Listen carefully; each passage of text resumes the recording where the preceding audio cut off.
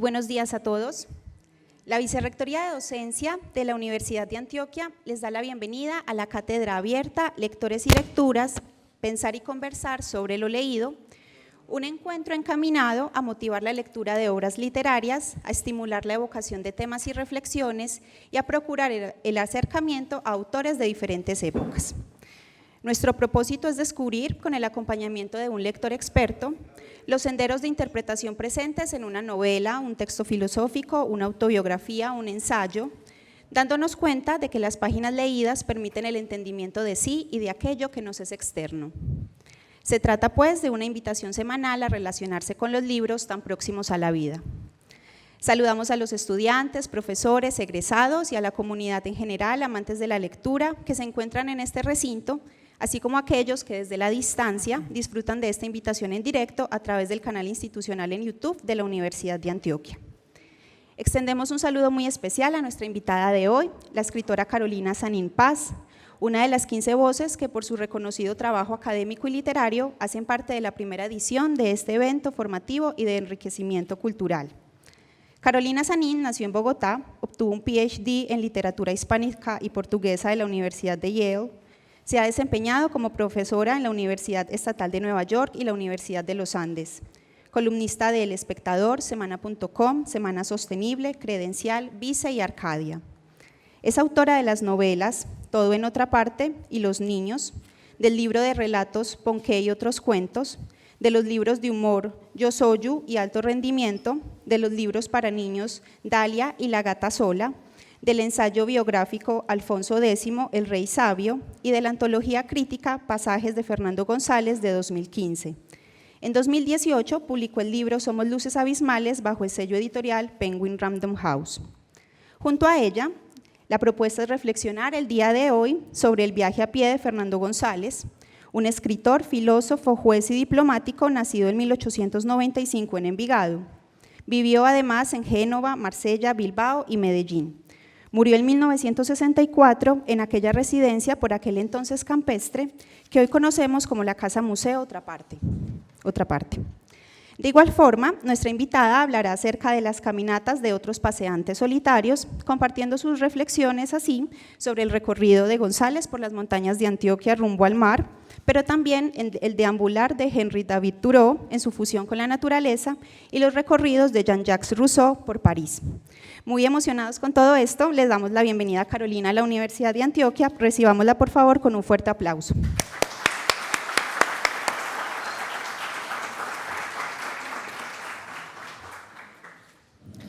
Gracias por la presentación y gracias por venir y buenos días.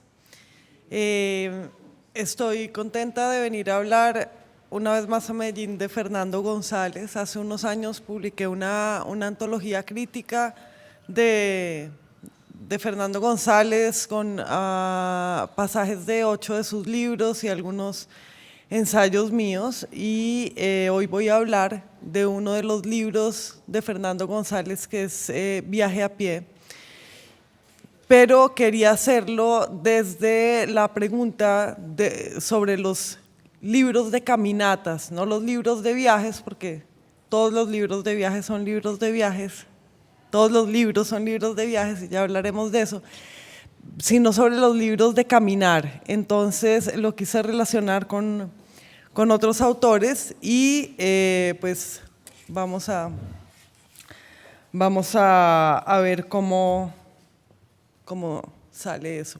Voy a hablar 1 hora más o menos, puede ser un poco más, puede ser un poco menos, y después de la hora, si quieren, hacemos una conversación y hacen ustedes preguntas sobre lo que haya hablado o sobre Fernando González o sobre caminar en lo que no soy tan experta como debería, o sobre cualquier otra cosa. Entonces, me interesa preguntarme qué cosa es un libro de un viaje a pie, por qué se hacen estos libros acerca de viajes a pie y qué relación tiene caminar con escribir y con luego escribir la caminata. Porque por una parte, toda narrativa es un viaje, es decir, toda escritura narrativa, toda escritura que cuenta una historia, habla acerca de un cambio. Eso es una historia, acerca de las cosas que cambian en el tiempo y de cómo cambian las cosas en el tiempo mortal. Es decir, toda narrativa trata acerca de un camino necesariamente. Toda historia es acerca de un camino. Y sin embargo, un libro de viajes, al redundar en eso, al reflexionar acerca de su ser un libro de viajes, contiene entonces una ironía, o sea, se distancia de esa circunstancia de que la narrativa siempre sea hecha con el tiempo y acerca del tiempo, por tanto, y entonces el libro de viajes mira esa circunstancia y termina siendo, al extraerse de eso y al reflexionar sobre eso, justamente un libro contemplativo, es decir, un libro sobre el tiempo que no pasa y las cosas que no cambian.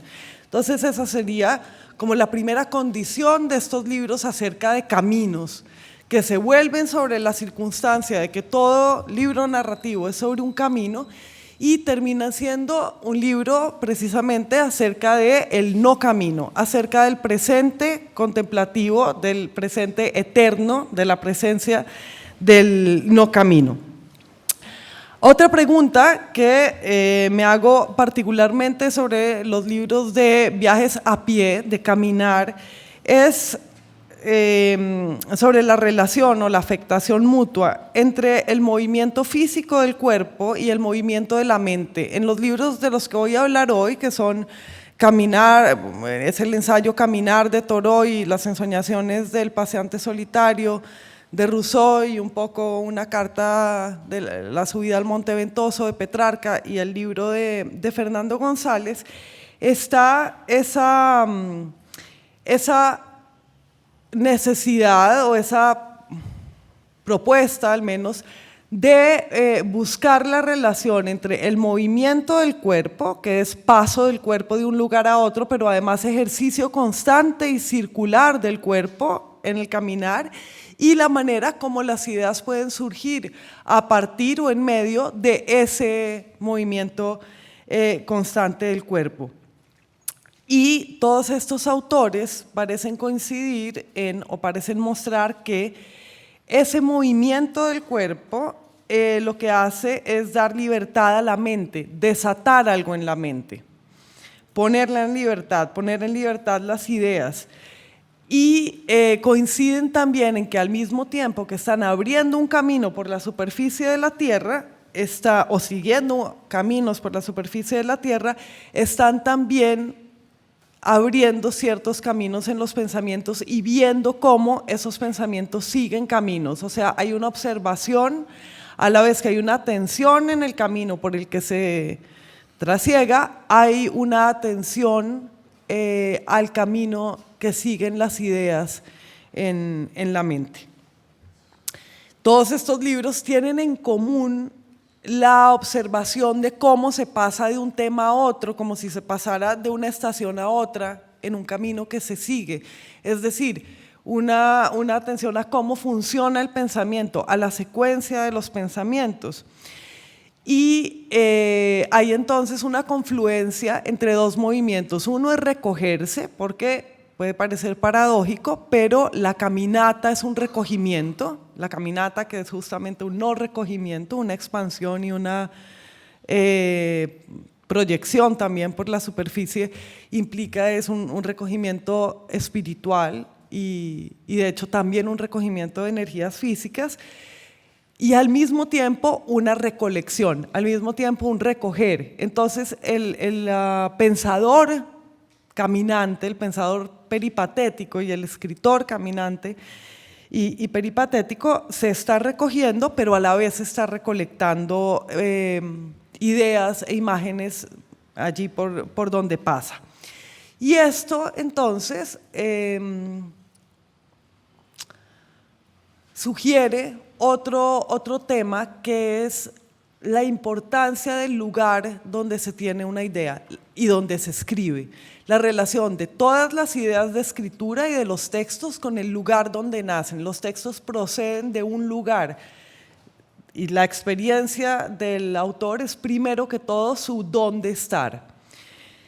En esta tradición de libros de paseos, entonces están estos que mencioné y de los que vamos a hablar en un momento, y en todos ellos hay otra preocupación, y es una preocupación filosófica y también una preocupación en todos ellos mística o trascendental, diría más bien en el caso de Rousseau, tal vez también en el caso de Fernando González, que dice varias veces a lo largo de su libro, nuestro mes de vida trascendental, llama al viaje a pie.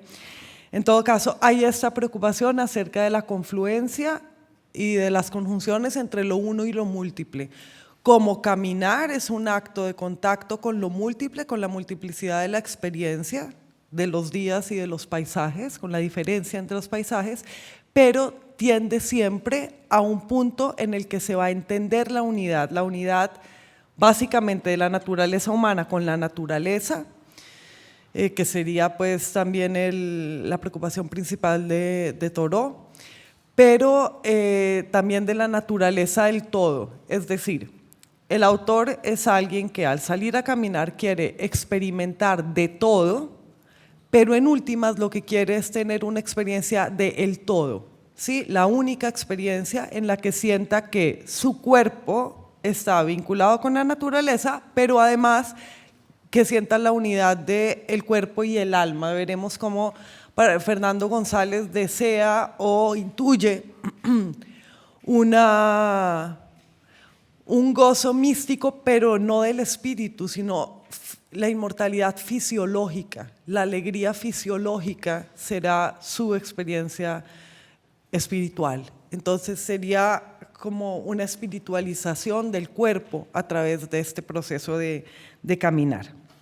Viaje a pie, de Fernando González, es una colección de pensamientos diversos suscitados por las vistas y las anécdotas que el autor va teniendo en su camino desde Medellín al Pacífico. Entonces, le van pasando cosas y las va contando. Por ejemplo, su compañero de viaje tiene una pelea con su caballo y de ahí entonces hace una teoría acerca de que todos los amigos y las parejas riñen y todos se recuperan de las riñas. Entonces, esta es como el método del libro, es de la anécdota surge la teoría, o de la vista surge la teoría. Viaje a pie es un ensayo y es desde luego también un libro de viaje, una crónica, o es una serie de ensayos, pero es una conversación y eso es importante, es un monólogo, pero un monólogo en el que se está dirigiendo Fernando González al lector y lo está interpelando en segunda persona. Entonces es como todas las obras de Fernando González, de género mixto. O sea, este es un monólogo, un diario de viajes, una crónica de viajes, es sobre todo un ensayo. Adentro tiene chismes, tiene muchas sentencias epigramáticas, muchos juicios. Está lleno de opiniones en las que salta de una opinión a otra y algunas son disparatadas, opiniones sobre la ciencia, sobre la juventud y la vejez, otras están más elaboradas, otras pertenecen a nuestro género colombiano y antioqueño de la cantaleta, que es un género en el que estamos varios. Está también desde luego Fernando Vallejo y habría que buscarle un mejor nombre que cantaleta porque no es diatriba exactamente, es la insistencia en la indignación, y eso está también en este libro. Hay muchas reflexiones morales y establecimientos de tipos morales, de hecho el tipo del hombre gordo, el hombre de fortuna, el hombre de acción, el santón y el místico, tiene disquisiciones sobre la desnudez del cuerpo y recomendaciones acerca de cómo debe ser la relación con el cuerpo de los colombianos y cómo debe cambiar esa relación, o sea, contra el pudor. Habla también de la resistencia del cuerpo y de la recuperación del cuerpo y sobre todo habla sobre un concepto que es la fuerza vital y el vigor, la fuerza que procede del hombre, de su naturaleza, que siempre acompaña al individuo y que el individuo puede extraer de sí si la administra, de hecho, y si se reconcentra. Y ese es su concepto principal y es el concepto que lo va a vincular a través del que yo lo vinculo con el concepto de lo salvaje de Thoreau, el concepto del hombre como parte de la naturaleza y el hombre como natural, pues, en contra de la concepción del hombre como ser social. Ambos se rebelan rotundamente contra eso y quieren reivindicar al hombre como parte de la naturaleza. De hecho, Fernando González usa el tipo, o acuña el tipo, y solo lo hace una vez, de el hombre fiera. Y también Thoreau habla del leopardo, del hombre que debe ser, del hombre americano, de hecho, que debe ser como un leopardo. Entonces, bien. En el viaje a pie al leer el viaje a pie de Fernando González, otra pregunta que nos hacemos, claro, es cómo hacer o cómo este libro muestra una manera de hacer literatura autobiográfica y unas memorias que no son memorias de la anécdota, que no son, digamos, historia personal, sino unas memorias que son ante todo ensayos, una autobiografía que es la autobiografía del pensamiento. Bien, entonces hay dos momentos en Viaje a Pie que son claves, que son como los clímax del libro o dos llegadas del viaje a pie, y una es la llegada al Nevado del Ruiz, entonces es un ascenso, y la otra es el final, que es la llegada del Océano Pacífico, que es un descenso. Pero como la del mar está al final, parecería, y al leer el libro se produce en la imaginación una aparente contradicción muy curiosa, que es que parece que el libro fuera un ascenso al mar, lo cual desde luego es imposible, el mar nunca queda arriba, pero esa figura del ascenso al mar me interesa mucho porque el ascenso desde luego está presente en el libro todo el tiempo, y no solo cuando se trata del ascenso al Ruiz, sino que es como si todo el libro fuera pues una subida, porque es desde luego un ascenso espiritual. Cuando Fernando González llega al Ruiz, tiene allí una revelación mística acerca del amor universal. Al ver la nieve piensa en la espuma de la cual surge Afrodita y entonces se da cuenta de que todo en el mundo se hace por amor y que el amor es la ley que existe para todos. Bueno.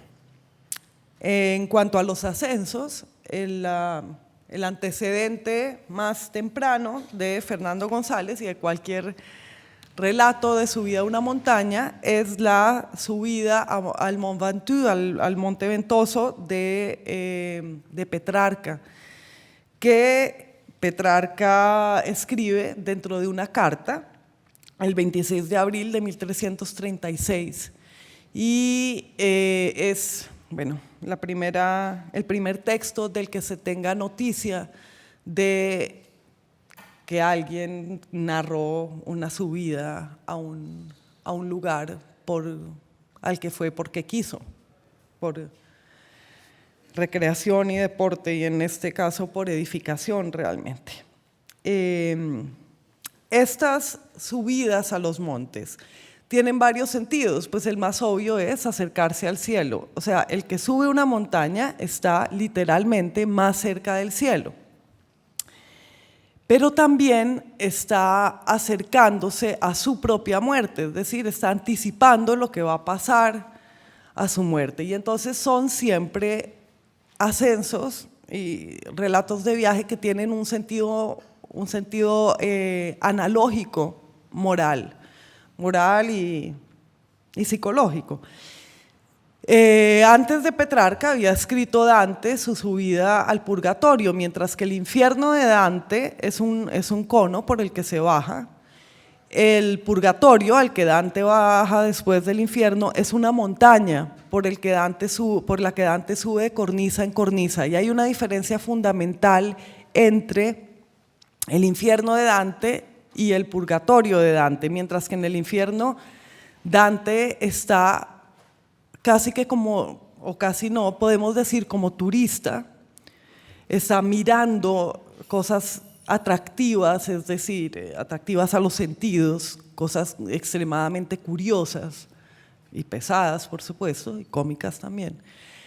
En el purgatorio, los sitios por los que Dante va pasando lo afectan a su alma. De hecho, al estar en el infierno, pues Dante no se condena, porque se condenaría eternamente. Al estar en el purgatorio sí se va purificando, va sufriendo el efecto del purgatorio. Entonces, de cornisa en cornisa, donde se purgan los distintos pecados, se le va borrando a Dante las letras que tiene en la frente, que representan los distintos pecados.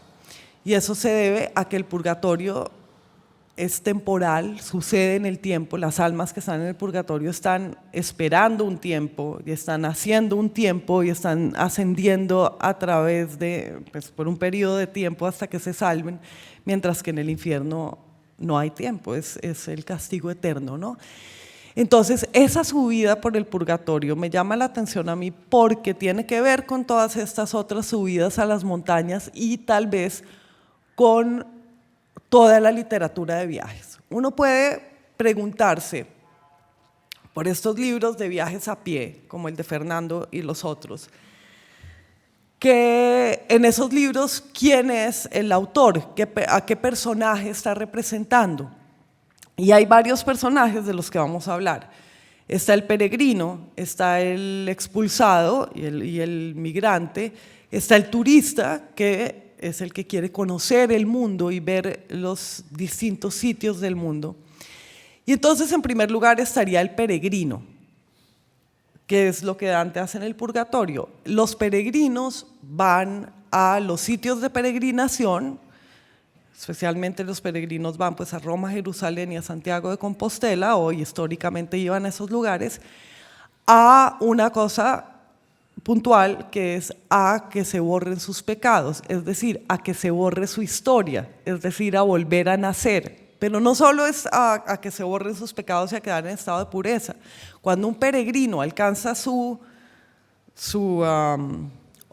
destino, significa eso que subvierte el tiempo, que realmente a ese peregrino puede no haber hecho lo que hizo, o sea, realmente se supone que se borra su historia. Entonces, esta noción de que un hombre puede representar el personaje de peregrino es poderosísima. Y en todos estos relatos de viajes y también en Viaje a Pie está esa noción del viajero como peregrino, es decir, como alguien que va a volver a nacer y que va a obtener y que se va a limpiar totalmente. ¿Sí? ¿Se va a limpiar de qué? De la experiencia. Es decir, va a volver, mucho más allá de una noción moral, va a volver a ser como era al principio, es decir, va a poder recuperar su destino natural, es decir, va a poder ser él mismo. Entonces ese es el peregrino. Luego vamos a hablar del exiliado y tal. Entonces Dante en el purgatorio, les decía, es un peregrino, ¿sí? Se va limpiando y se va renovando hasta que pues va a salir a empezar el viaje por las distintas esferas celestes en el paraíso. Y Petrarca, cuando sube al monte Ventoso en el sur de Francia, tiene también, creo yo, o desde luego está impresa en su tradición literaria, esta idea del monte como purga, de la subida al monte como purga. Pero Petrarca además concibe esa subida al monte como una analogía del camino que debe emprender el alma para alcanzar la bienaventuranza. Empieza Petrarca su carta diciendo: Impulsado únicamente por el deseo de contemplar un lugar célebre por su altitud, hoy he escalado el monte más alto de esta región, que no sin motivo llaman Ventoso. Luego dice, he vivido, como ya sabes, en este lugar desde mi infancia y ese monte, visible desde cualquier sitio, ha estado casi siempre ante mis ojos. Entonces hay en este ir del caminante, del viajante a pie, del viajero a pie, del caminante, una idea de ir a los lugares que la mirada ya conoce. Es decir, que los pasos y el cuerpo entero y la fisicalidad y la materialidad del viajero alcancen la mirada, que la mirada, saben, por definición es lo teórico del hombre y también lo espiritual del hombre, es la luz del hombre. Entonces es como un perseguirse a sí mismo. Siempre ha visto el monte Ventoso Petrarca hasta que un día decide ir. Y además siempre ha estado ahí en el lugar de donde él es. Entonces este ir a estos lugares tiene que ver con un internarse en el lugar de donde se procede, realmente entrar en el lugar, establecer una conexión y tener una experiencia física y más intensa del lugar. Dice, ¿dónde está esto? Dice Fernando.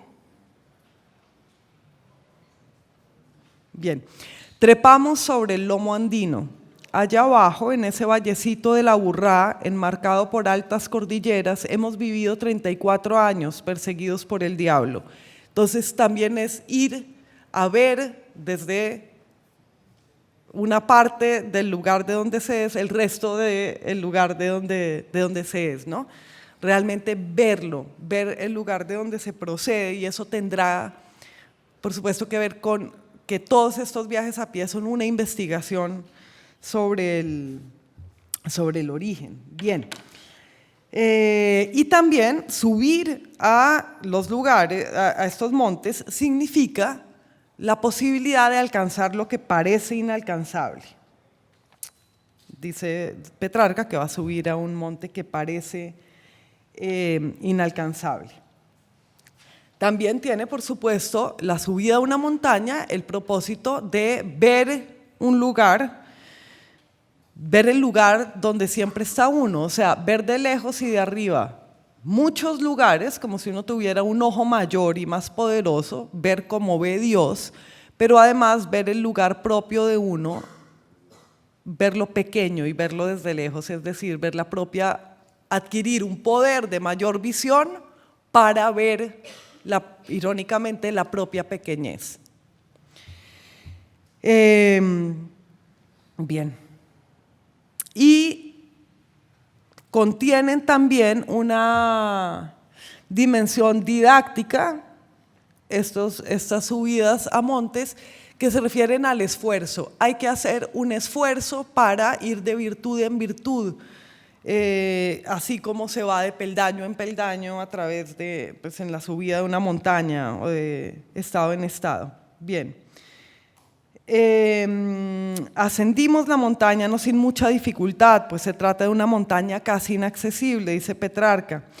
Lo prolongado del día, la suavidad del aire, la fortaleza de nuestra determinación, el vigor y la agilidad corporales y el resto de las circunstancias favorecían a los caminantes. Y luego dice, al esfuerzo inicial le siguió la fatiga. Entonces está también esta conciencia, como en el ayuno, del cuerpo como límite de la potencia y del poder humanos, ¿no? Esa conciencia de la mortalidad, del agotamiento físico y de los límites de lo que un cuerpo puede hacer, y de que el autor y el viajero pues son mortales y están en un cuerpo que se cansa. Allí, dice Petrarca, ya cuando sube al Monte Ventoso, pasando en un vuelo moral de las cosas corpóreas a las incorpóreas. Dice luego, la vida que llamamos beata está en un lugar excelso y es angosta la vía que conduce hasta ella. Entonces empieza a hacer analogías entre las cosas corpóreas, es decir, que tiene que subir por un camino estrecho para llegar a la cima, y como en la vida también hay que subir por un camino muy estrecho, el de las virtudes, que no es el camino amplio del pecado, para alcanzar la salvación. Y en Fernando González leemos: mucho tiempo anduvimos por un sendero de rumiantes sin saber para dónde íbamos. Tampoco sabemos para dónde vamos al vivir. Entonces es esta extrapolación de en qué se parece subir una montaña o hacer un viaje a pie por la superficie de la tierra, en qué se parece a ir por el camino de la vida. Y otra cosa importante es que estos viajes a pie, estos viajes esforzados a pie, que parecen el único y el último viaje que se va a hacer para estos escritores intrépidos que suben al Monte Ventoso o que se van caminando de Medellín al Pacífico, por Manizales y por Cali hasta el Pacífico.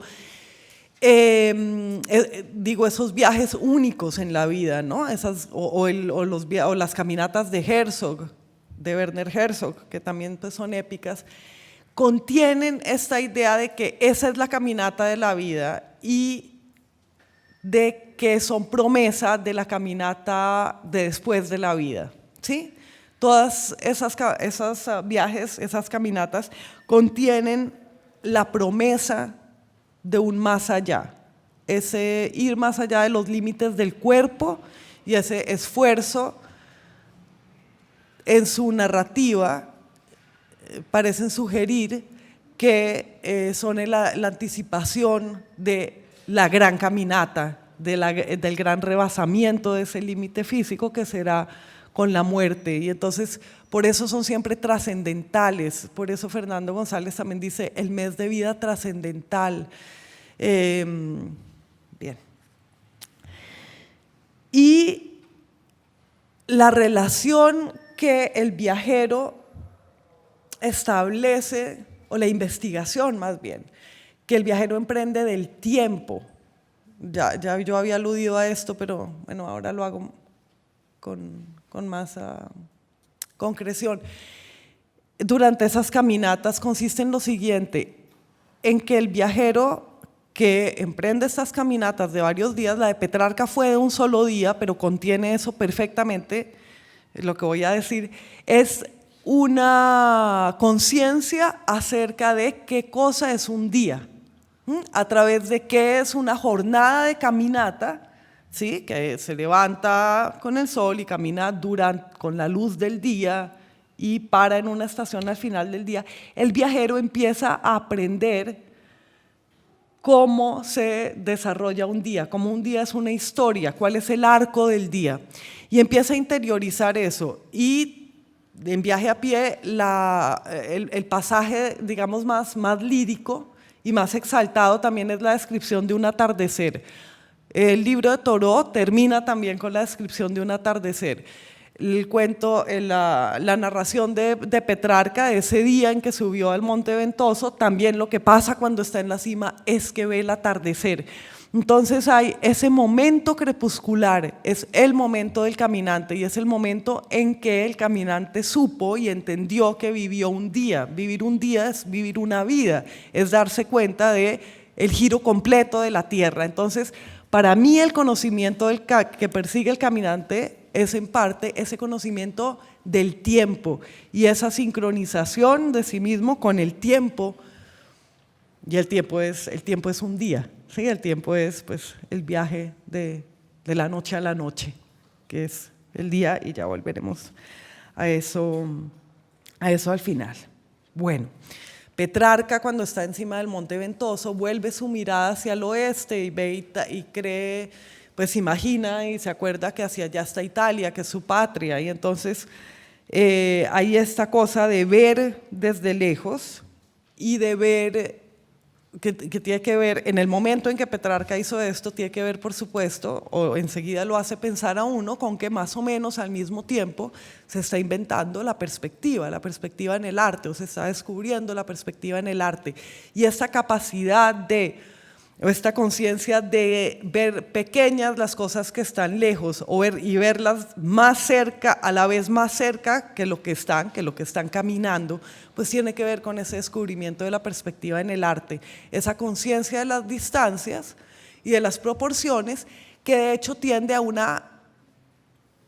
a una confusión de las distancias y las proporciones. Es decir, el caminante se hace consciente de que las cosas están muy lejos, están a tantas jornadas, a tantos días de camino, están muy lejos unas de otras, del tamaño de la tierra, pero el caminante que asciende se da cuenta o ve la ilusión de que las cosas están muy cerca unas de otras, vistas desde arriba. Esta confusión, esta mezcla entre lo que está muy lejos y muy cerca y es lo mismo, es una ilusión que busca el caminante, porque lo que busca darse cuenta es precisamente de cómo es ilusoria la realidad, ¿sí? El caminante en la dimensión mística de su caminata. Bien, estando arriba del Monte Ventoso y estando en todos los momentos de estos libros, ocurre un momento de confesión.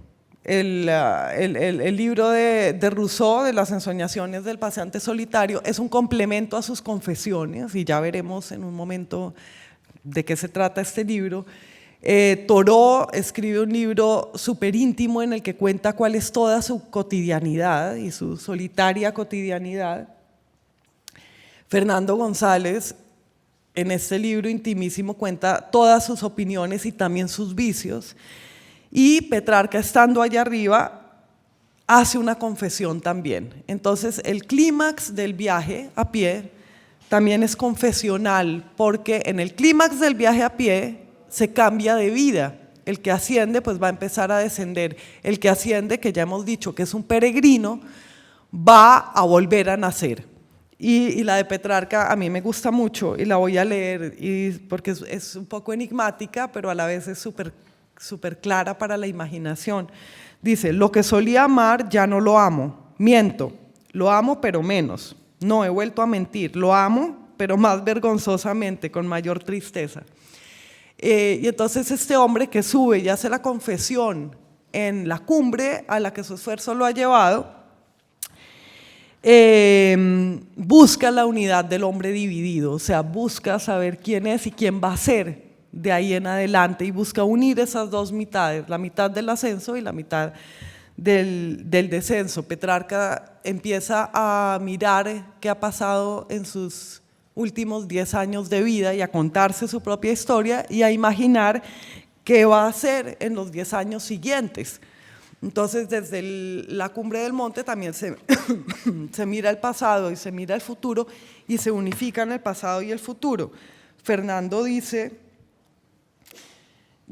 aquí sentados paladeamos nuestro futuro en un momento dado, y en otro momento dice, nos acariciamos nuestras futuras barbas, ¿sí? Se ve como anciano y como el niño y el joven que fue en la cima del monte.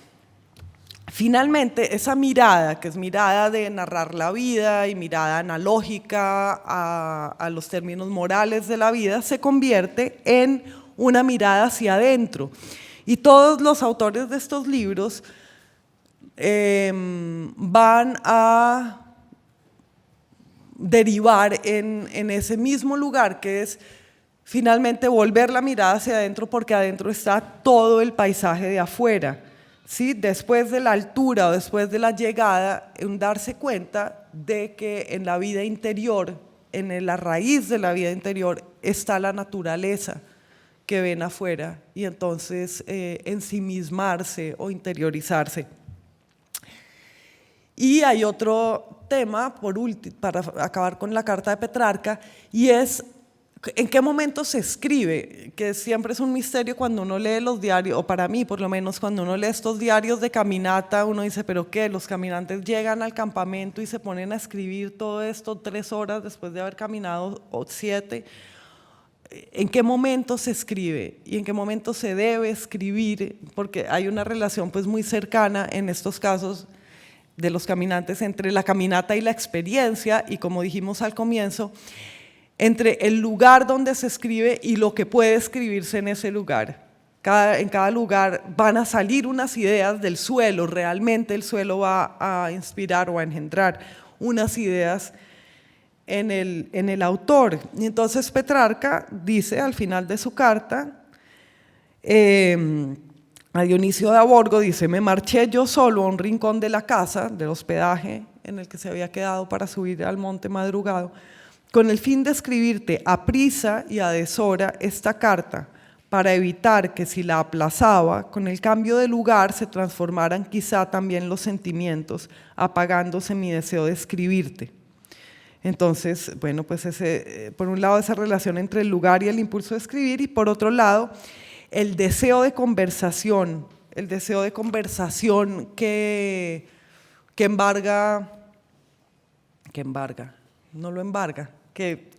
siente el viajero después de haber caminado consigo mismo y a solas, y necesita dirigirse al lector, y Fernando González constantemente se dirige a la lectora, como había mencionado, y también esa necesidad del caminante escritor, no solo de él, pero lo noto en los caminantes escritores, de ir hablando, de escribir el texto mientras lo escribe.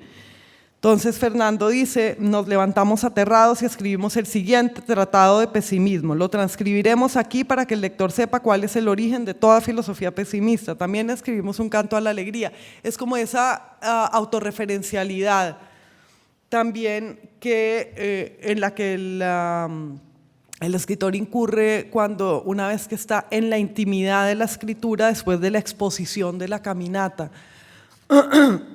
Pero bueno, entonces, eso en cuanto al penitente, no penitente, en cuanto al peregrino, a esa dimensión del viajero a pie, que es el peregrino que está en Fernando, y pues cuya imagen he buscado en la subida al Purgatorio de Dante y en Petrarca. Y hay otro caminante, que es el caminante, que es Rousseau, que es un caminante como no tipificado. Este libro de Rousseau, de las ensoñaciones del paseante solitario, es un libro rarísimo, porque es un libro que está dividido en 10 paseos. Este sería como el paseador, ¿no? Vimos el peregrino, ahora el paseador, pero esos 10 paseos, que son los 10 capítulos del libro, no nos dice Rousseau por dónde pasea, para nada, o sea, ni siquiera nos dice si son por París o por el campo, son sobre todo por París, y hay un par de referencias a París, pero también nos dice que va al campo, pero no dice muy bien por dónde. No es como una órbita descrita como la de Fernando, que tiene unas estaciones y tiene un destino, sino que estos son paseos que él hace y que un poco guarda en secreto para el lector los destinos de esos paseos. Rousseau escribe este libro como complemento a las Confesiones, y es un libro lleno de defensas. Lo escribe en un momento en el que se ha convertido en un enemigo público, lo odian, y él siente que lo odian incluso quizás más de lo que lo odian en realidad. Es un libro muy paranoico y muy defensivo, y también muy desgarrado del hombre que quiso solo servir a los hombres, y ahora no hay un solo hombre sobre la tierra que lo considere y que lo quiera. Y este es más o menos el clima en el que lo escribe. Y entonces, en ese sentimiento de estar perseguido y odiado por todos y de ser solo y único en el mundo, el libro, yo creo, es como el testimonio de soledad más extremo que yo haya leído, incluso más que, no sé, los pocos textos que he leído de cárcel o de secuestro. Es este en el que Rousseau transmite que no hay un individuo del género humano que lo vea con benevolencia, y es súper extremo. Y entonces él se refugia en estas ensoñaciones, y esas ensoñaciones suceden al tiempo que pasea a pie. Entonces él hace estos paseos a pie para producirse un lugar en el que puede estar feliz, y del que además luego pueda recordar esa felicidad, que dice que esa no se la puede quitar nadie, es lo único que nadie le puede quitar, cuando él recuerde luego la felicidad que siente al pasear y al ensoñarse, al pasear. Y ese concepto de ensoñación es bien complejo, porque es, por un lado, como en el libro de Fernando González, es un detonante para pues racionalizaciones ensayísticas acerca de temas. Hay una sección muy grande, por ejemplo, en este libro sobre qué es mentir y cuándo se miente pues vilmente y cuándo la mentira no es sancionable. Pero por otro lado, las ensoñaciones se refieren a alcanzar un estado en el que ni siquiera se perciba la realidad, un estado en el que se esté no solo sino salvado de la realidad, o sea, un estado nuevamente trascendental. Entonces es muy ambiguo ese concepto de ensoñación. Fernando González habla en un momento de adormecimiento también, que me llama la atención porque en Thoreau, desde luego, esas caminatas diarias de 4 horas que se pega él, también se pega como la búsqueda de otro estado, de un paso hacia el sueño, o a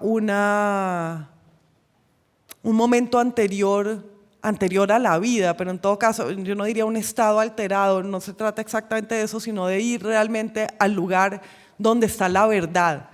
Pero se parece mucho al descenso a las cuevas de los filósofos presocráticos, ¿sí? Ir a un lugar en donde está la raíz de la verdad para luego salir de ahí, ¿no? Estos hacen lo contrario, suben a los montes o van a los bosques para luego volver y transmitir la iluminación que han recibido en esos lugares. Pero sí es ir al lugar del origen, de la raíz y de la verdad. Pues entonces les iba a decir acerca del adormecimiento que dice Fernando González. Allí en pleno cielo del trópico, bajo ceibas inmensas y trepadoras lascivas que abrazan desesperadamente a los árboles, se adormilaron nuestras funciones fisiológicas y soñamos con las ideas generales.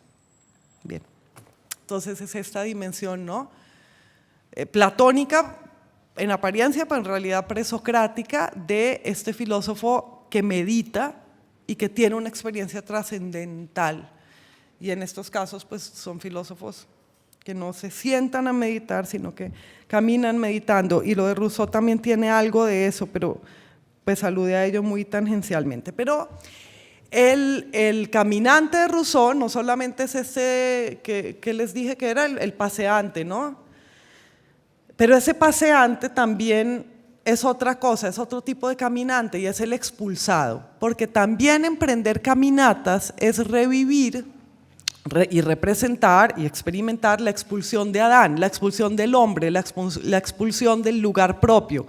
Y Rousseau, en este momento de su vida en el que está absolutamente expulsado de cualquier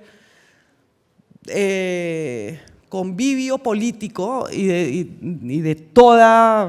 de todo trato con los seres humanos, según él, creo que no era tan así como él lo sentía, pero este es su clima, el clima que él transmite. Bueno, era muy así en realidad, pero bueno, ya lo leerán. Es curioso la posición en la que él lo pone a uno de conmiserarse o a la vez no querer creerle que era tan extrema esa expulsión. Pero lo fascinante de ese lugar en el que él te pone, de no saber si creerle el extremo de esa expulsión, es que de verdad te muestra un estado en el que el hombre está totalmente expulsado de la humanidad. Y por eso digo que el personaje que el caminante representa en este libro es el personaje del hombre expulsado de su lugar, expulsado del mundo, como Adán, pero sobre todo como Caín.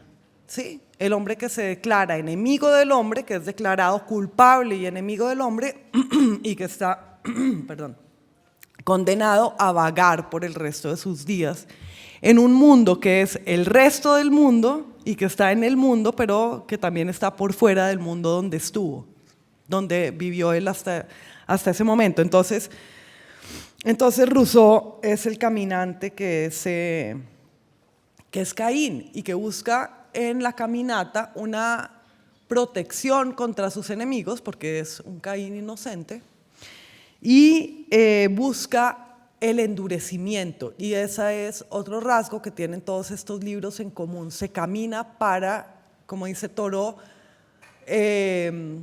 para el bronceamiento y la sacada de callo, pero es un bronceamiento y una sacada de callo espirituales, el estar a la intemperie y endurecerse endurecerse para defenderse de pues, los ataques y de la tristeza, para Fernando también. Bien, dice Rousseau, he tenido que dar un salto de la vigilia al sueño y de la vida a la muerte, sacado no sé cómo del orden de las cosas, me he visto precipitado en un caos incomprensible en el que no percibo nada de nada. Y cuando más pienso en mi situación presente, menos puedo comprender dónde estoy. Entonces, tenemos también esta búsqueda de caminos, esta búsqueda de caminatas como una búsqueda de caminos, de rumbos y de órbitas para el que no sabe dónde está. Dice Rousseau, heme aquí pues solo en la tierra, sin más hermano, prójimo, amigo ni compañía que yo mismo. Dice que se han cortado todos los lazos que lo unen con la humanidad. Entonces salir a caminar es buscar caminos, es realmente una manera de ubicarse. Pero al mismo tiempo que es una búsqueda, que es activa, implica una actitud pasiva. En esta desocupación del cuerpo, dice Rousseau, mi alma sigue activa, aún produce sentimientos y pensamientos. Pero el cuerpo tiene que estar en la pasividad de caminar, o sea, caminar al tiempo que es la actividad que hace el hombre, porque es el movimiento, no es ninguna actividad porque no es un trabajo. Actividad es caminar es lo que hacen los animales salvajes. Y hay en esa idea, pues en ese descubrimiento de qué cosa es caminar, que es la actividad que no es trabajo, es decir, la actividad que no es cultural y que no es propiamente humana, que se produce ese contacto del hombre con su ser salvaje y con un lugar muy profundo de su conciencia. Entonces, volveremos a eso cuando hablemos de Thoreau. Y en eso está también la semilla de una nueva manera de filosofar. Y eso está transmitido en el libro de Fernando González, en el que que se llama Viaje de dos filósofos aficionados, y está diciendo todo el tiempo filosofemos, y filosofar es divagar en el pensamiento. Porque lo que se busca y lo que busca esta filosofía de los caminantes es justamente una filosofía anterior a la filosofía, en la que la filosofía no se haya separado de la emoción, ni del sentimiento, ni de los sentidos, ni de la afectación física de la naturaleza. Dice Rousseau que espera hacer un registro fiel de mis paseos solitarios y de las ensoñaciones que los llenan cuando dejo mi cabeza enteramente libre y a mis ideas seguir su inclinación. Entonces está esta cosa que decía al comienzo de soltar la mente. En esas horas de soledad y meditación son las únicas del día en que soy yo plenamente y para mí sin distracción ni obstáculo, y en que verdaderamente puedo decir que soy lo que la naturaleza ha querido. Y ese yo creo que es el concepto básico de esta charla, digamos.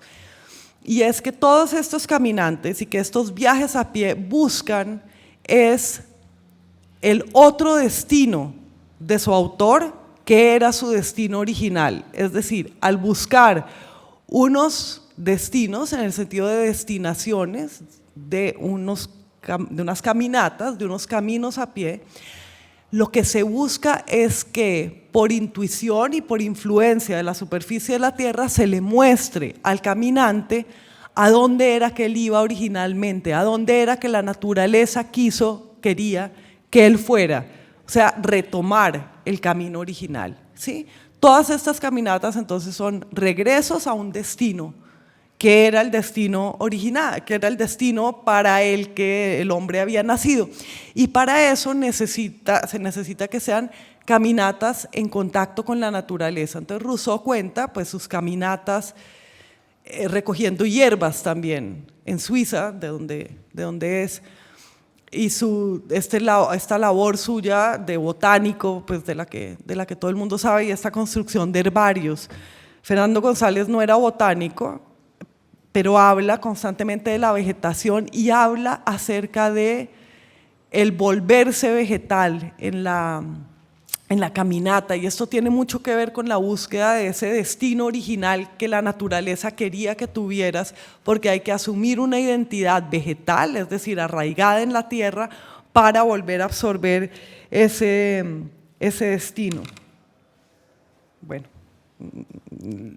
quisiera citar muchas cosas, pero me toca acelerar un poco, ya las buscarán ustedes luego en el libro de Fernando González, su idea de que somos árboles, entendimos que somos vegetales, nos convertimos en vegetación, dice en un momento dado.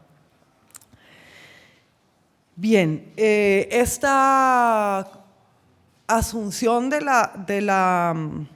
destino que la naturaleza quiso, por supuesto, implica también una recuperación de la tierra como hogar del hombre. Entonces, el hombre expulsado, ya sea Adán o Caín, a través de la caminata está diciendo que la tierra entera es su hogar, y es lo que está reclamando el expulsado de la sociedad Rousseau y el autoexpulsado Fernando González. Al puro comienzo del viaje a pie, Fernando cuenta de cómo en los pueblos los miraban como locos y les decían, pues habiendo mulas, ¿para qué van a pie?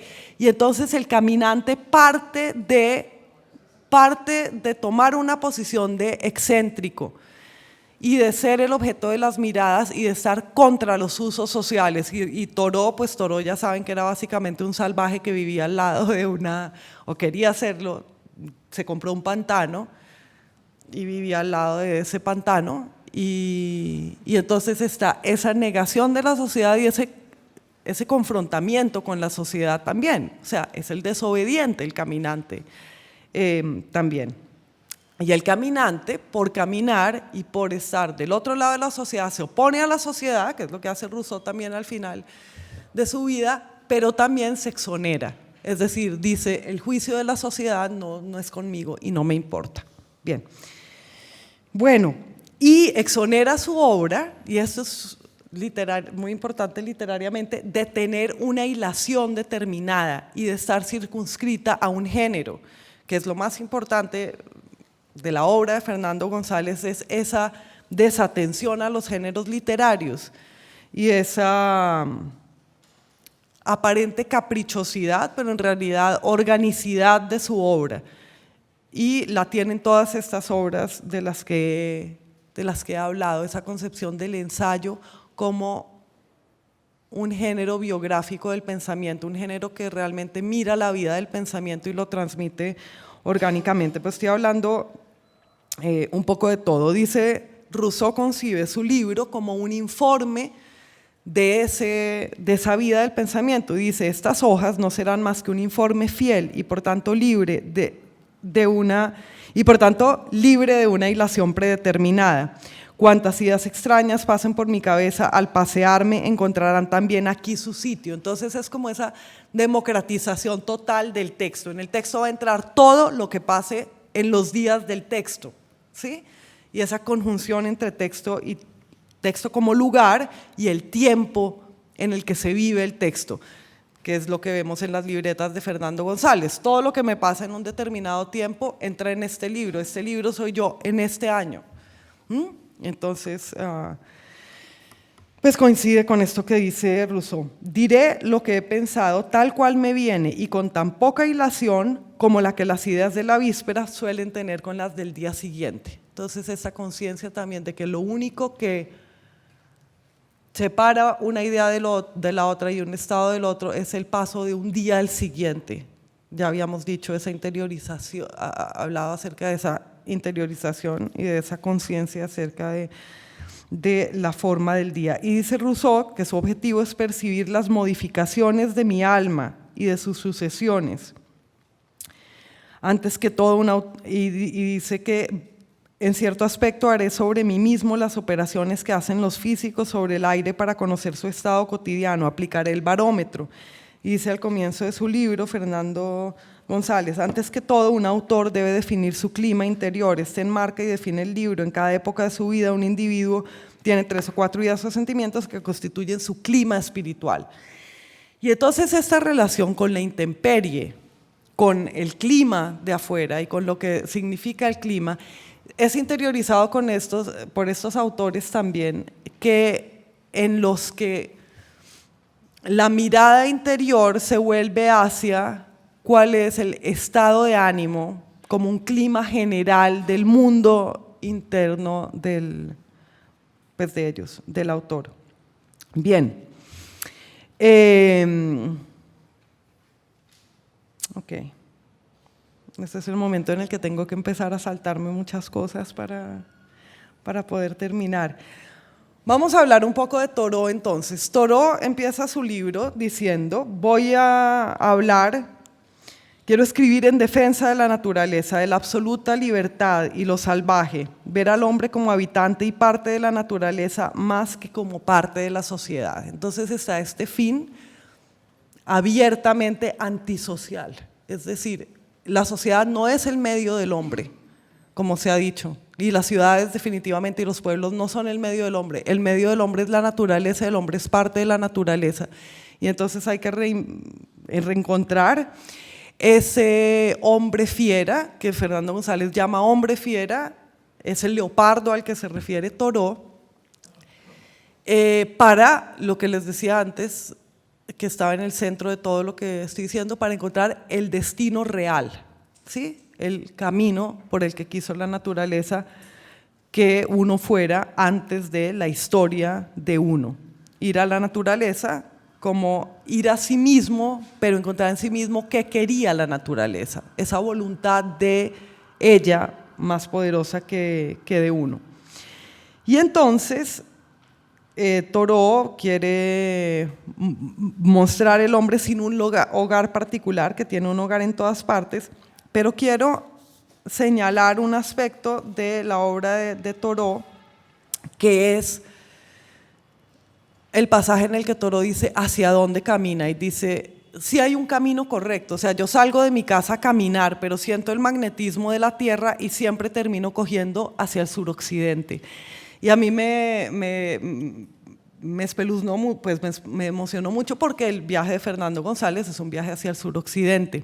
Y dice Thoreau, porque es al occidente a donde el hombre naturalmente camina, a donde ha caminado la cultura, es decir, el descubrimiento de América, todo el viaje de la cultura ha sido de oriente a occidente. Y dice, uno va al oriente para buscar la memoria, pero va al occidente para buscar el futuro, ¿sí? Y para buscar el bosque ilimitado. Entonces lo salvaje se busca en el occidente, y dice Thoreau: prefiero ir a Oregón, dirigirme hacia Oregón, pues que está lejísimos igualmente de Massachusetts, pero prefiero dirigirme hacia Oregón que hacia Europa. Y como el camino natural de un caminante es siempre hacia el occidente, que es también el camino con el sol, y eso tiene que ver con eso de lo que hablaba al comienzo, que es la coincidencia del caminante con el día, y del caminante con la tierra entera, que hace esa vuelta sobre sí misma al tiempo que va girando alrededor del sol. Y entonces habla Thoreau de América como el futuro de la humanidad y América como lo salvaje, y esto está tal cual también en el libro de Fernando González, en su descripción de los paisajes americanos y en su descripción muy conmovedora para mí de un país sin caminos, como este era y es todavía más hoy, que hay menos ferrocarril que en la época de Fernando, un país sin caminos, y la riqueza que tiene eso. Bueno, relativa riqueza.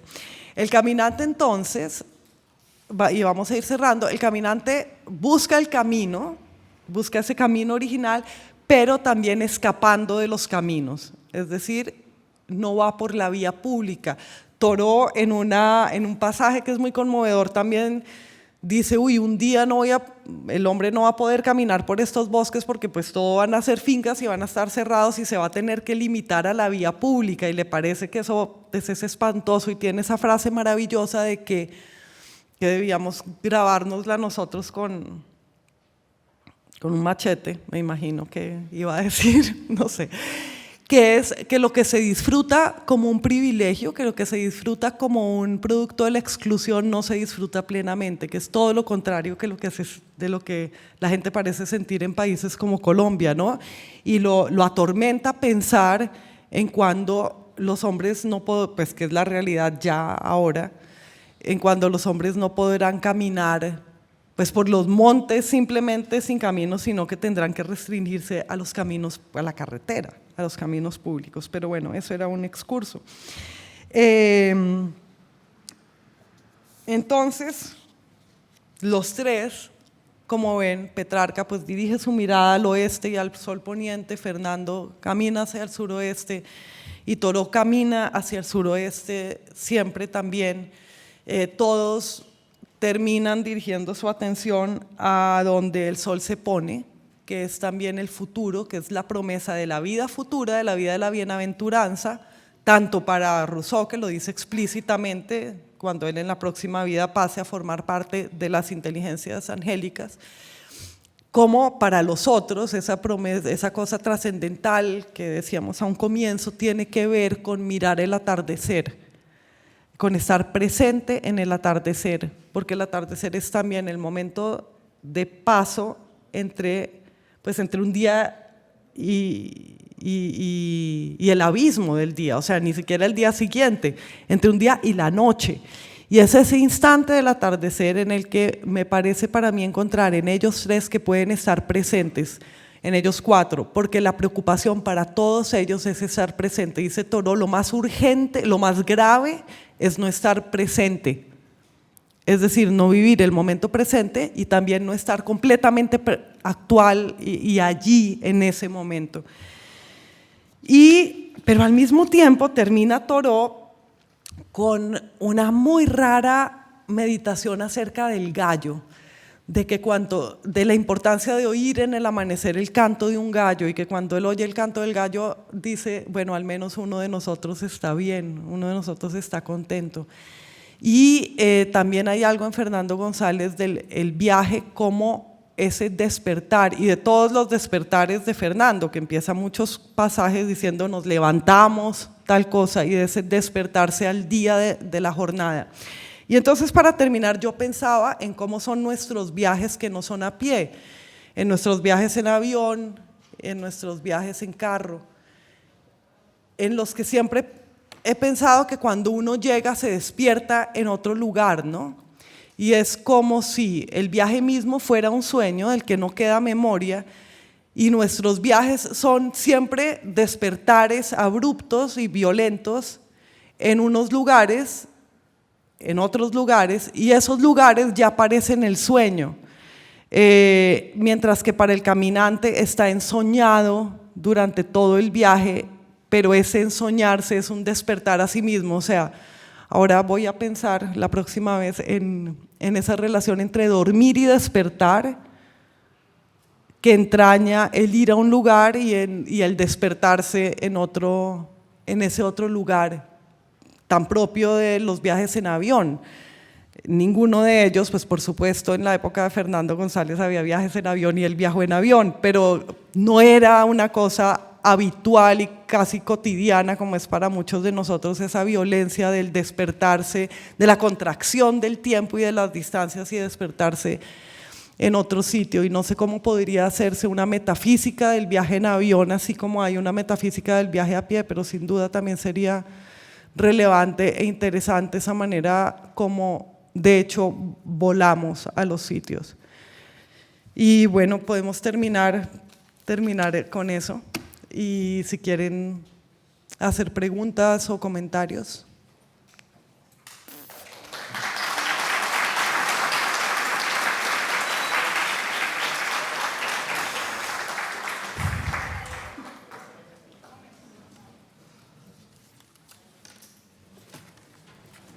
Aló. Sí. Agradecemos a Carolina Sanín lo compartido el día de hoy, un aporte realmente significativo a esta celebración de la palabra y la vida. Gracias. Gracias también a nuestros asistentes por acompañarnos y participar en este diálogo. A continuación, nos disponemos a escucharlos a ustedes con sus preguntas. Contamos con 2 micrófonos que pueden solicitar levantando la mano. Aquí hay alguien.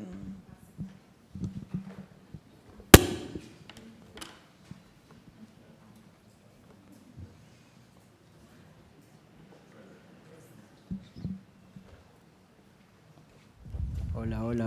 Hola. Ahí ya estaba bien, sí. Carolina, te quisiera hacer 2 preguntas.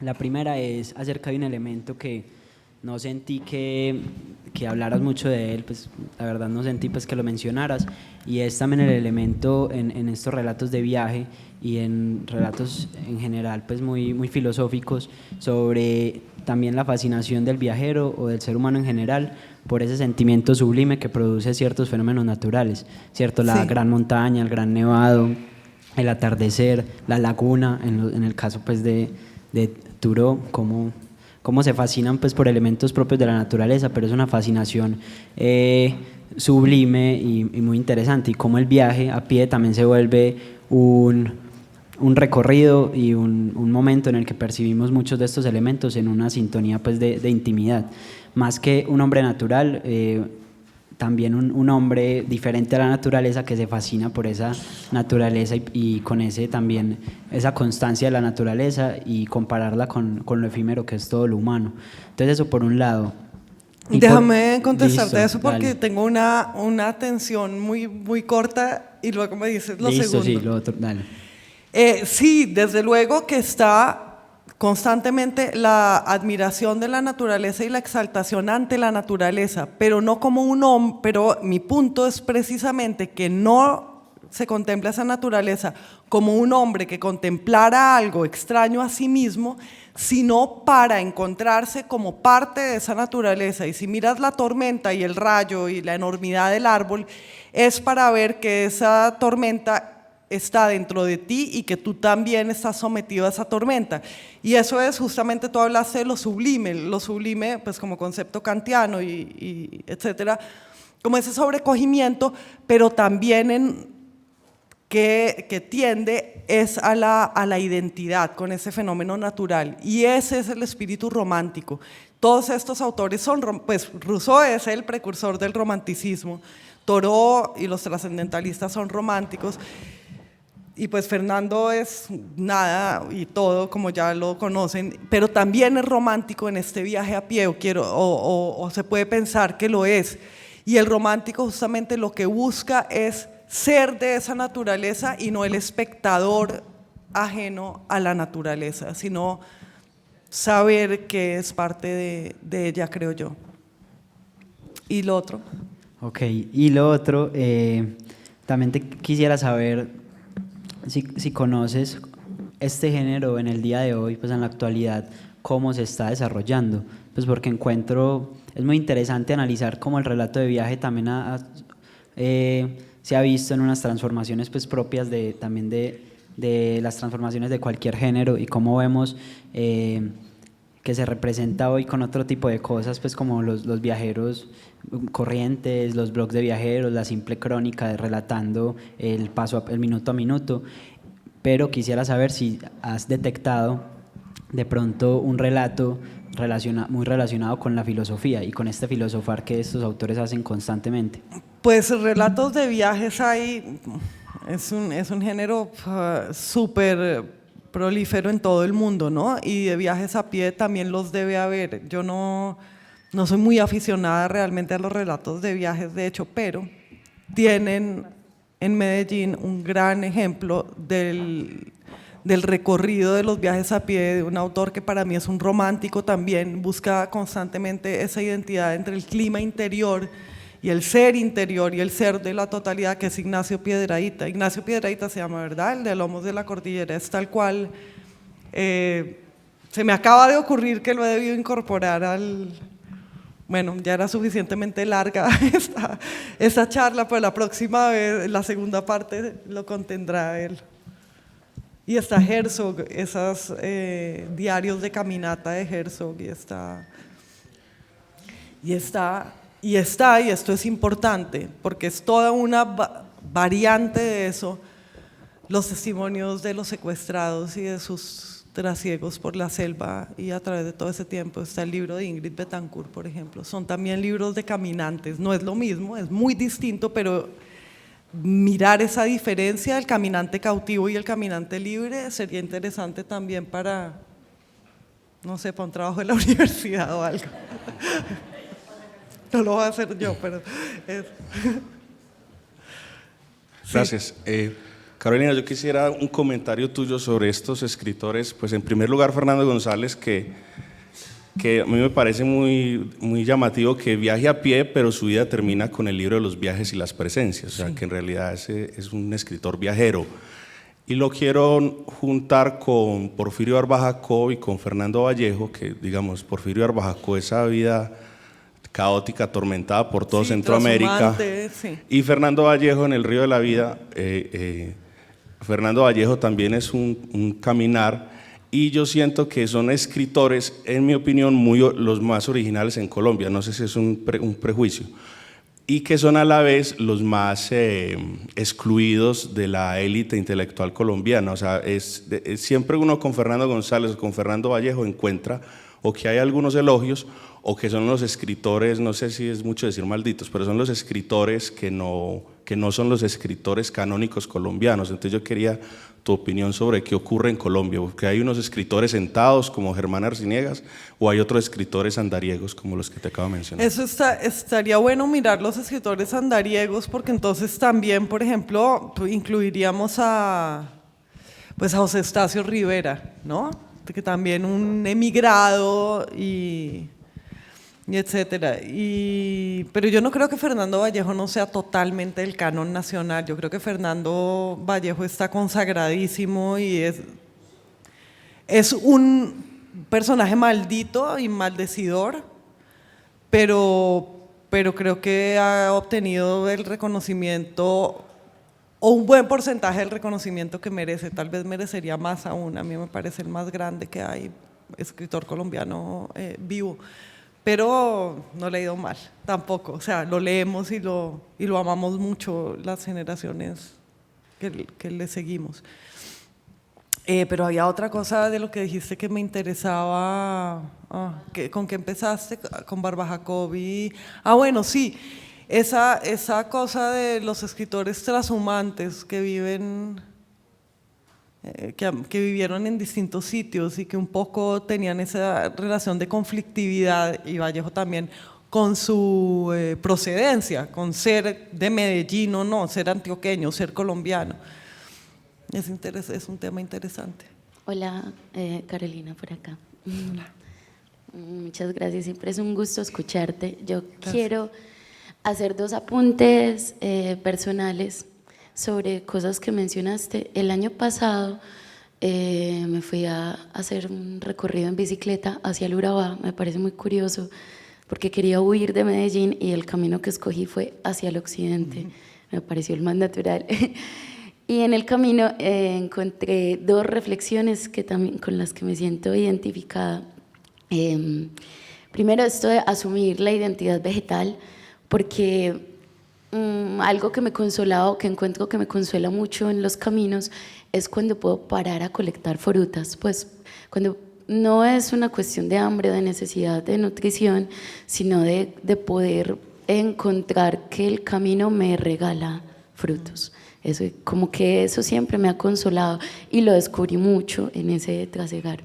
Y lo segundo espera, yo bueno, ya cuando dices que Rousseau no, Thoreau dice que el pecado más grande es no estar presente, es la ausencia. También hice un paralelo en algún momento, es que descubrí que me hacía sentir vacía algo que yo llamé el pecado contra el espíritu, haciendo un paralelo con lo que dice la religión o el cristianismo, de que el único pecado realmente imperdonable es pecar contra el espíritu, cuando el espíritu llegue a tu vida y te dé el mensaje de salvación y tú lo rechaces. Pero entonces yo un poco lo modificaba diciendo, es cierto que el espíritu constantemente está dándote un mensaje, el mensaje de la presencia en el momento, y que el no estar presente es la única falta real, la ausencia del espíritu. Sí, Mira, muchas bien. gracias.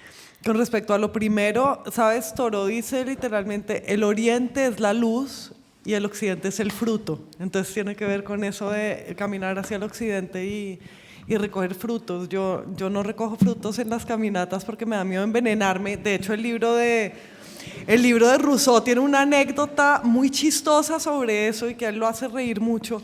Y es que en una caminata por el campo vio unos fruticos y empezó a comérselos, y él iba con un campesino y pasó otro campesino y le dijo, señor, ¿qué hace comiéndose eso? Esos matan al que se lo coma con uno que se coma.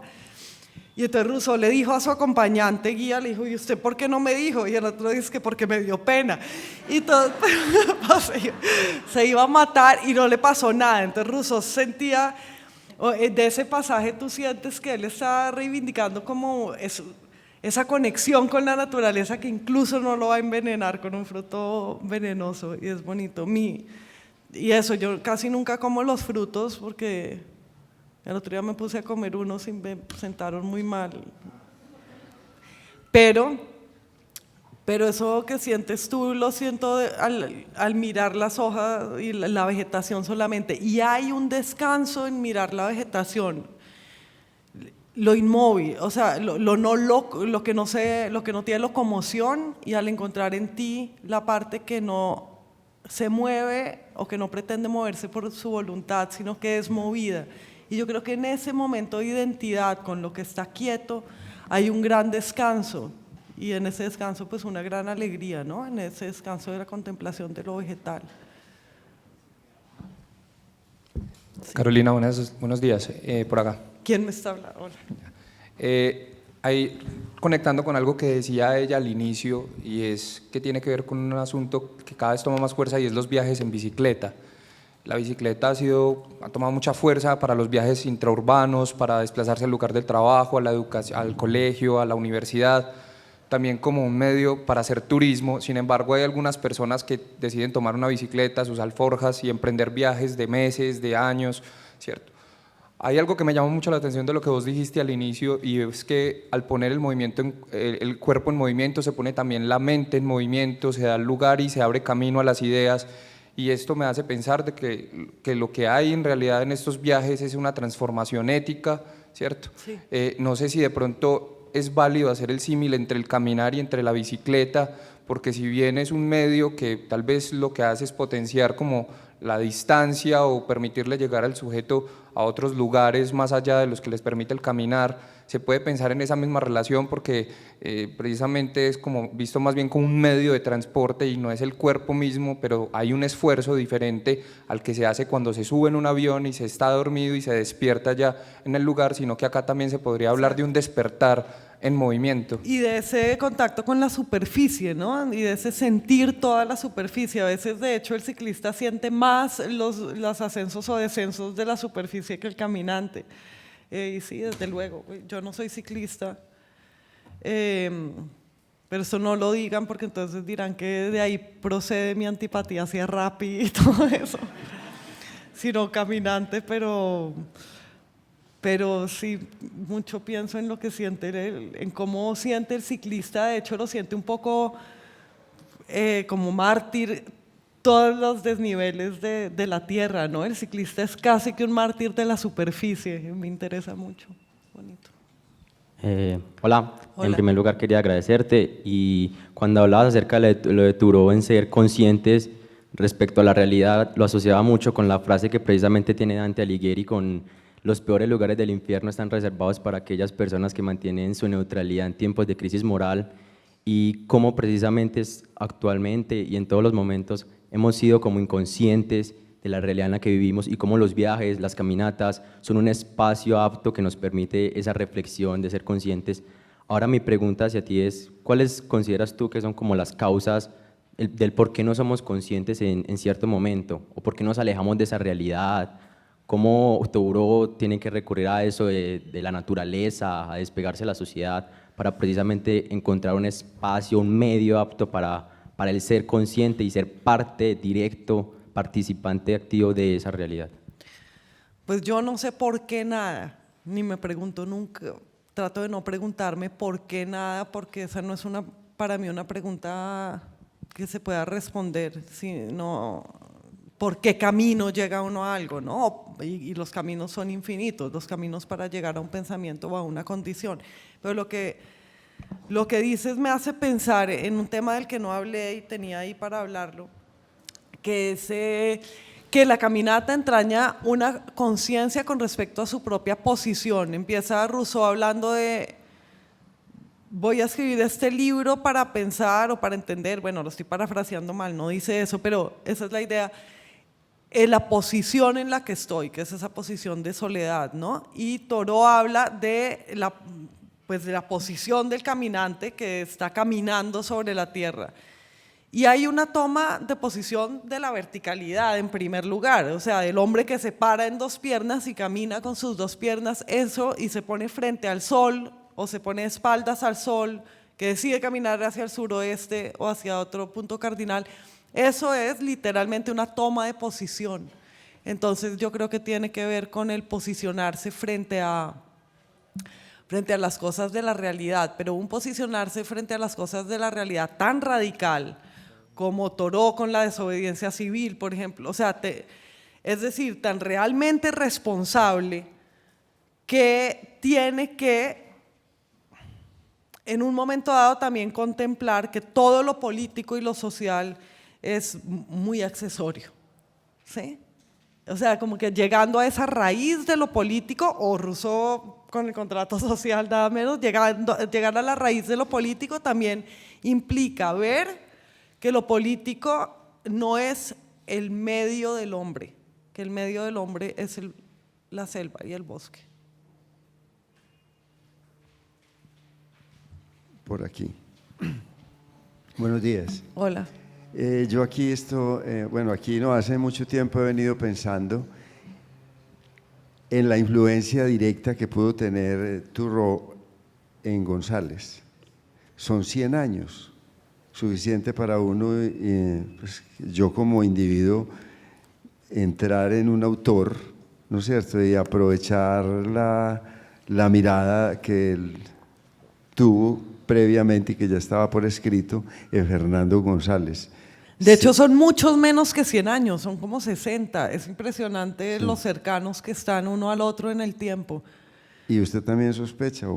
No, sí, pero es que a mí, o sea, desde luego que debió leerlo porque era lector de Emerson. Fernando González, en lo que he leído, menciona a Emerson, y el que lee a Emerson lee a Thoreau. Entonces por ahí está el hilo conductor. Sí, pero yo creo que no es importante. O sea, Thoreau, a ver, como yo pienso en la literatura es de otra manera. Es que una misma persona, de todas maneras, escribió El viaje a pie y escribió el ensayo Caminar de Thoreau, y esa persona soy yo, y es usted cuando los lee. Entonces, si un autor recibió la influencia de otro porque lo leyó, para mí no es importante, porque es que de todas maneras, si no lo leyó, ese es un tema humano que está en los humanos y que uno escribió y el otro escribió también, ¿no? Entonces, la parte anecdótica de si lo leyó o no, para mí no es interesante.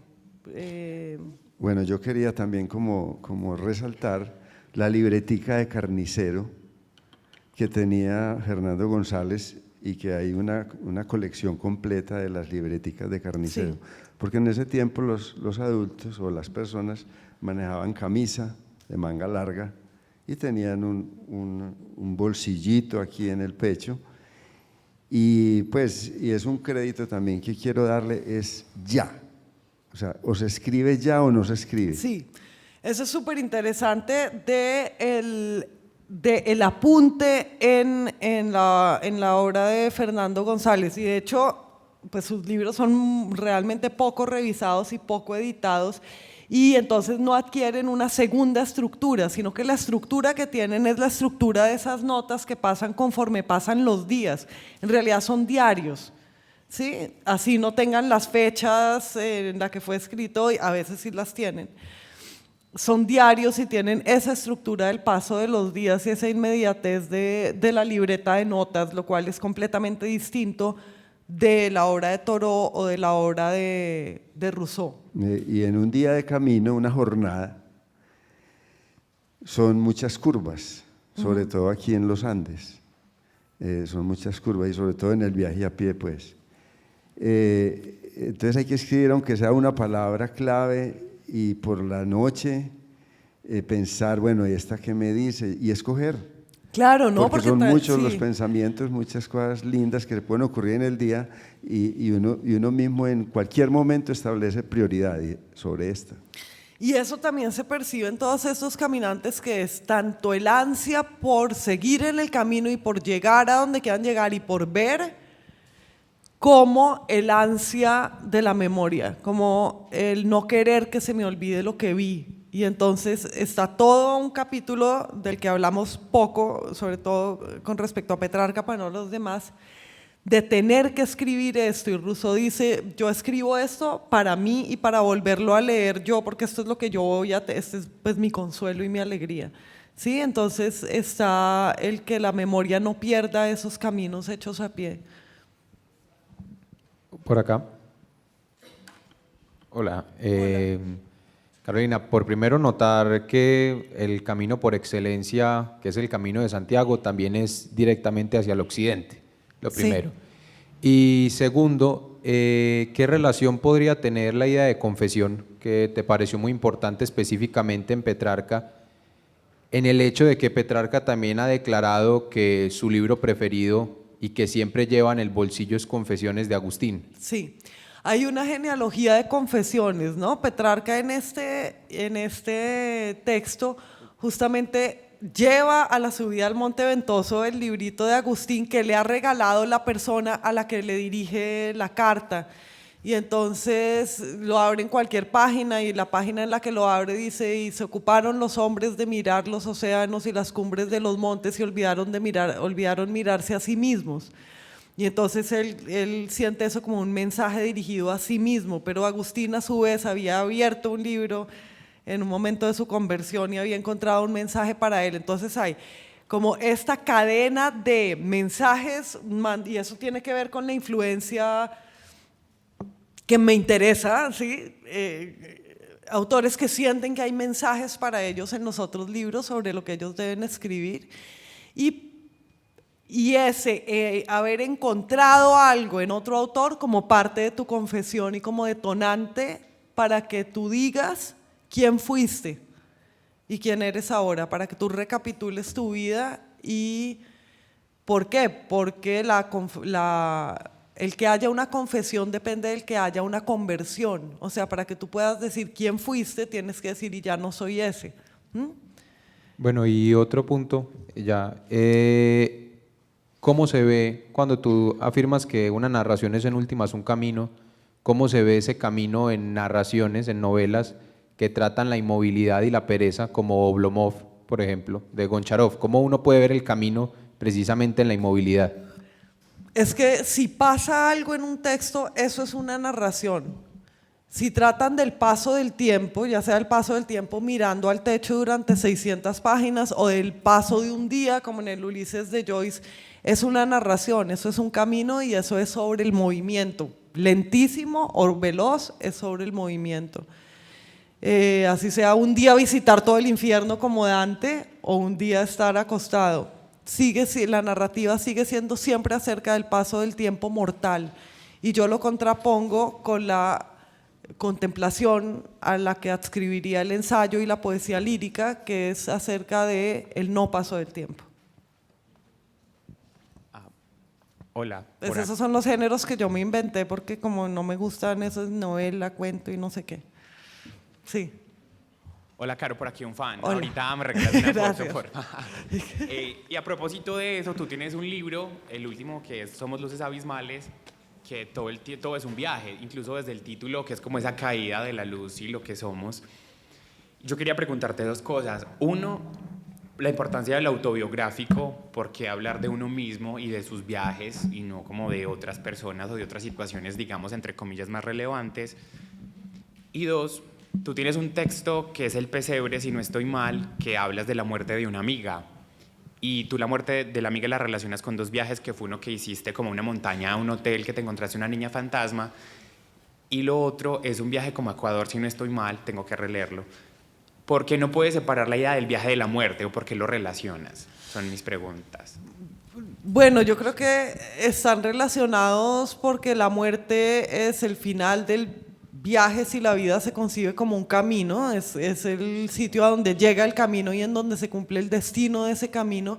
Y también si atendemos a esa promesa implícita del caminante que sube al monte porque es la promesa de un viaje de más allá, o por lo menos suscita la pregunta de un viaje, de cómo es el segundo viaje o el viaje del alma más allá de la muerte, entonces estarían relacionados siempre el viaje con la muerte como final del viaje y como comienzo del viaje. ¿Y qué era lo otro sobre lo primero? Lo autobiográfico. Claro, o sea, el problema de la vida de uno es cómo contarse la vida de uno. Y para mí como autora, ese es el problema principal, porque es cómo resolver quién soy, es cómo resolver qué destino tiene mi vida, a dónde va mi viaje, cuál es el camino de mi vida. Y como yo soy psicoanalítica y paciente de psicoanálisis, creo que tengo que mi responsabilidad es contarme mi historia. Hay un tema del que no hablé que era muy importante acá, que es el egoísmo. Fernando dice al comienzo de su libro, somos el animal egoísta, y habla de el amor propio, y Rousseau también, de cómo todos esos caminos se hacen por amor a sí mismo, y Rousseau lo diferencia del amor propio, que es esa proclividad a sentirse herido, ¿no? Sino amo todo porque me amo a mí mismo, y eso tiene que ver con ese impulso autobiográfico de contarte tu historia como un hacerte justicia y como un encontrar tu justicia, encontrar qué es lo que va a ser de ti, porque cuál fue tu camino. Y pues, y por último, es la cosa de Montaigne, ¿no? De yo qué sé, y que dice al comienzo de sus ensayos, pues voy a cogerme a mí mismo como materia de investigación, pues porque es lo que tengo aquí. A mí me sigue interesando lo autobiográfico más que la ficción, no, cada vez me siento más extraña en la ficción y más cerca de de lo autobiográfico, pero es que lo autobiográfico también es lo más ficcional que ha existido, que es la Divina Comedia. O sea, en la Divina Comedia Dante se llama Dante y es autobiográfico y en primera persona, y baja al infierno y sube al purgatorio y sube al cielo, pero hablando desde un examen de sí mismo. Yo es que me siento más natural en eso y que tiene más consonancia con los caminos como de investigación que he tomado en mi vida, el psicoanálisis, por ejemplo, o yo no sé, o las tensiones entre el exhibicionismo y la exposición de la intimidad y la exploración de sí mismo como distintos personajes, que también me ha interesado. Eso también lo hago y luego vuelvo sobre ello a mirarlo pues desde un punto de vista autobiográfico, pero además el punto de vista autobiográfico necesariamente complica lo autobiográfico, porque apenas quieres hablar de ti mismo, sabes que no puedes hablar de ti mismo como de un viaje a pie entre Medellín y Cali, sino que los caminos que se bifurcan son infinitos, porque lo autobiográfico, como vemos en el viaje a pie, alberga el ensayo. O sea, enseguida te vuelves ese ensayista, no dices qué te ha pasado, sino qué has pensado. Y entonces ya se te explota el camino, los bordes del camino. Buenos. Por allá, arriba, por favor. Yo había solicitado el micrófono anteriormente. No te estoy oyendo. Buenos días, buenas tardes, Carolina. Hola. Sí. Una reflexión y un comentario breves. Reflexivo el viaje de Petrarca. Yo no sabía que era una jornada de un solo día. Sí, es como una exhortación, o un llamado más bien a ese viaje matutino, en el momento del despertar a un nuevo día, ¿sí? Vislumbrar un nuevo horizonte. Esa es como mi reflexión. También que esa experiencia se ha malogrado precisamente en la metrópoli, por toda la proxemia urbana y precisamente por todo el obstáculo y todo el impedimento visual de toda la urbe, sí. Acoto el siguiente concepto, y es el de deseo. Creo que deseo, Carolina, viene de sideral, celeste, o sea, poner los ojos y la mirada arriba, ¿sí? Mirar hacia arriba. Esta misma proxemia es la que malogra esa experiencia pues, del viaje, del mirar arriba, de emprender ese viaje pues, de subir, ¿sí? Sí, muy buen comentario, porque el camino y pues las piernas, como decíamos al comienzo, siguen el rayo de la mirada, ¿no? Y la luz de la mirada, y desde luego la fuerza del deseo está detrás de todas estas empresas y aventuras de caminar. Y el comentario, Carolina, era que ya Fernando González, antes de emprender el viaje, supongo, él ya estaba muy imbuido de Nietzsche, la filosofía de Nietzsche, y ya había leído a Schopenhauer y todo. O sea, él estaba en un vitalismo pleno, pues por decirlo así. Entonces, cuando emprende ese viaje, precisamente hace las veces del Zaratustra. Es como, bueno, ya estoy plétoro, ya estoy lleno, entonces, heme aquí, me gustó mucho esa figura del ascenso al mar, ¿sí? Sí. Bueno, era como eso. Intuyo que a lo mejor ya Fernando González había leído en el Ecce Homo, en Aurora, quizás en la Galla Ciencia, no sé, una frase muy tesa de Nietzsche, pues contiene una suavidad, pero yo me voy a atrever, lo dijo Nietzsche, no lo voy a decir yo, con respecto al asunto del viaje, y es: solamente tienen validez los pensamientos caminados, lo demás es puro nihilismo del culo de plomo, eso lo dijo Nietzsche. Gracias, Carolina, por tu compartir, muy amable. Gracias. Hay algo que quiero, me interesa lo que dices y me hace pensar en otra cosa no lo había pensado antes, que tienen estos libros en común, y es la exaltación de la juventud en todos ellos, o sea, esta fuerza vital y este hombre salvaje, y pues a la luz de Nietzsche también entraña el valor de lo joven, pero lo joven visto por el viejo. Este libro de Thoreau fue de lo último, fue una conferencia que él hizo, pero luego lo mandó al Atlantic Monthly y no lo vio publicado, se publicó póstumamente, de hecho. Y lo de Fernando, pues lo escribió a los 33 o 34 años, pero sintiéndose ya viejo o ya pasada la juventud. Y Rousseau, pues es el último libro que escribe. Entonces, este encuentro de la naturaleza y de esa vitalidad de la naturaleza en el viejo, que es el encuentro de la verdadera juventud en el viejo, algo así, me encanta y me da esperanzas en mi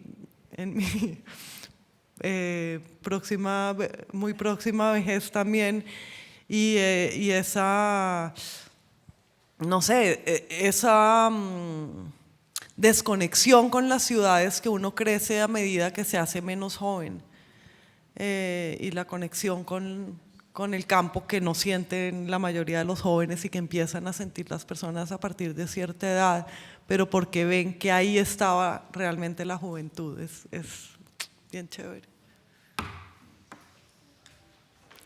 Bueno, gracias.